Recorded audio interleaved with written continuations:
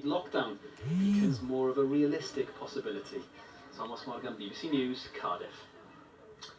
Well, meanwhile, Boris Johnson is coming under increased pressure from a group of Conservative backbenchers who are calling for Parliament to have a greater influence over new coronavirus restrictions. And let's get more from our political correspondent Ian Watson, who's in Westminster, and MPs are going to be discussing this during the whole week, aren't they? Morning.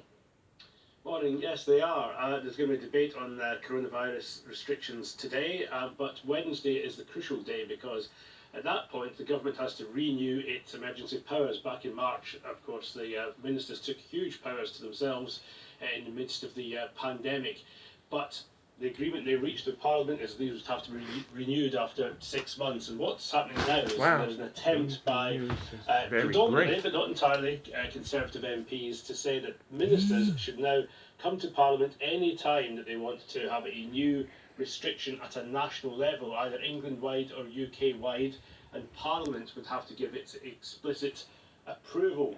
This has been led by Sir Graham Brady, a Conservative MP. He's often called the shop steward for Conservative MPs. He chairs a committee of Conservative MPs. But crucially, he's now got support from Labour, from Liberal Democrats, from the DUP.